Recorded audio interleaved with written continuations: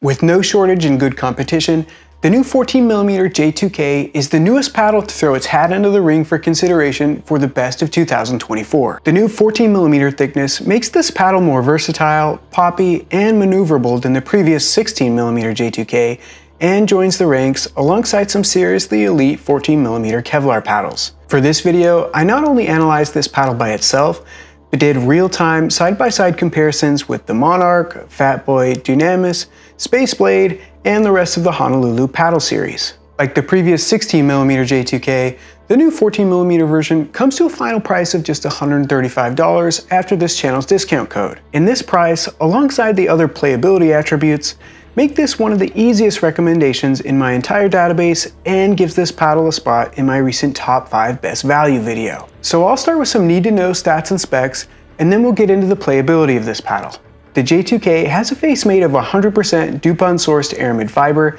which is the cream of the crop for Kevlar material and significantly more expensive to work with when compared to carbon fiber. And the new standout model for this review is the new 14mm version, which also sports a handle of 5.5 inches and overall 16.2 by 7.8 length by width measurements, putting it in the hybrid shape category and comes in either red or blue. Out of the box, my 14mm J2K had a swing weight of 113 and a twist weight of 6.67, which were actually very surprising numbers for me when comparing it to the swing weight and twist weight of the 16mm J2K, which were 113 and 7.1. I think the perception the change in twist weight gives is accurate, as the new 14mm has a slightly smaller sweet spot than the 16mm and is a little less forgiving, but I expected the swing weight to be a lot lower because during actual gameplay, the 14mm version feels a ton more maneuverable. I feel like I've been testing a lot more heavy paddles lately, so I actually ended up adding quite a bit of weight to my 14mm J2K during gameplay.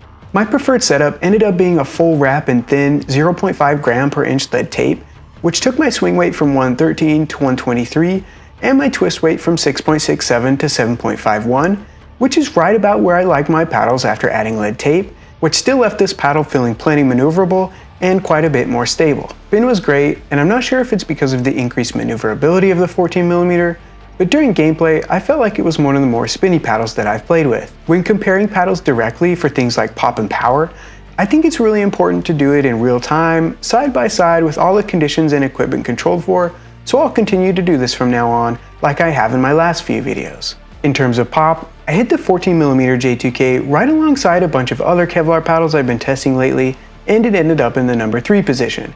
It seemed like the top 3 on this list had notable jumps in pop, from the Kevlar Monarch Control, to the 14mm J2K, then to the Dunamis, and then clearly the most poppy paddle was the Beatnik Space Blade, which is undergoing some design changes after their first batch went out, and will be a paddle to look out for in the power category, with the 14mm J2K being a more versatile all-court playstyle. In terms of general playability, I felt the 14mm J2K was a breath of fresh air and has a lot more positives than it does negatives. It's a little stiffer than the 16mm J2K, with a comparable feel and stiffness level to the Groove & Laser 16S or the Ethos Dunamis,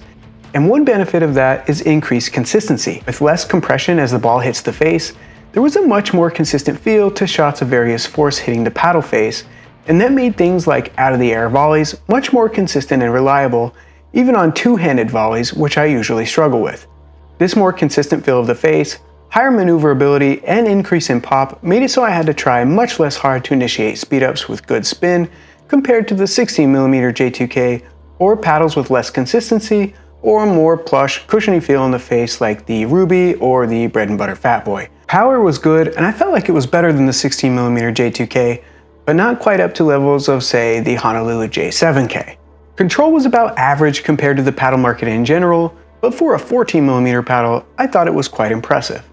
Like I've mentioned before, I think the 14mm version of paddles that incorporate Kevlar in their faces is where you get the most bang for your buck, and the 14mm J2K is no exception. Even when compared to some other 14mm Kevlar paddles, the J2K seemed more stable and had a more wide sweet spot than the Huarache X Control, the Mage Pro Gen 2, or even the Ethos Dunamis. And I feel the 14mm J2K was a perfect cross between the good sweet spot of the Honolulu J3K and the pop of the J7K,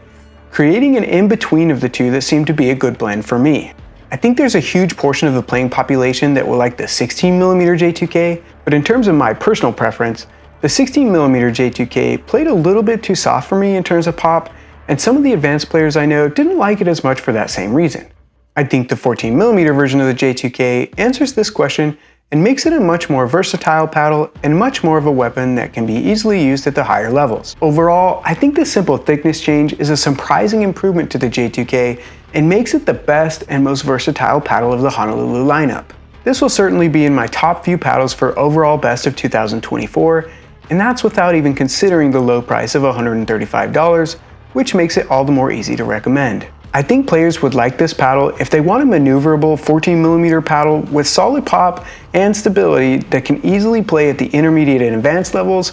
and I think players who may not like it as much are players who like a more plush feeling paddle or who are looking for more extremes on either the power or control spectrum. That's my take on the new 14mm J2K from Honolulu Pickleball. I hope this review was helpful, and if it was, hit that subscribe button and I'll catch you here for the next one.